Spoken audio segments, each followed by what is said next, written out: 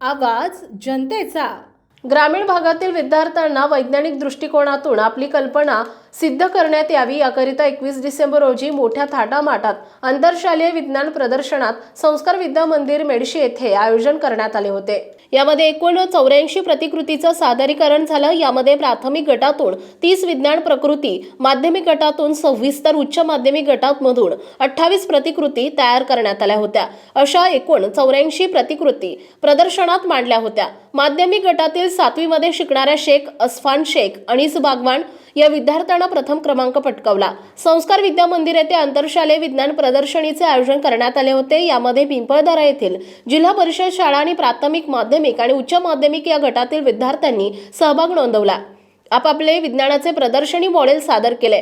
यावेळी doctor Sachin Tayde, doctor Santosh Gaikwad, Baby Ghire, BS Pawar, Pimpaldara जिल्हा परिषद शाळेचे शिक्षक आत्माराम सोनवणे यांनी प्रशिक्षक म्हणून विज्ञान प्रदर्शनीचं काम पाहिलं।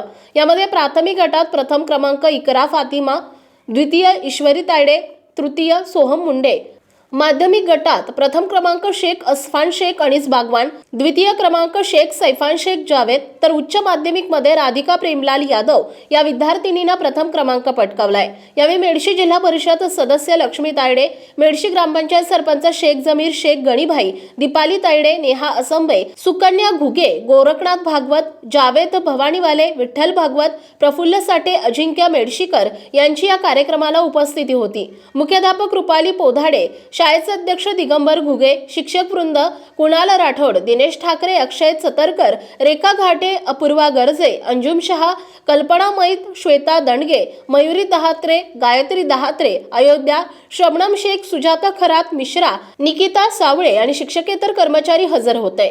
मालेगाव तालुका प्रतिनिधी विठ्ठल भागवत। आपल्या परिसरातील बातम्या आणि ताज्या घडामोडी पाहण्यासाठी आजच आमच्या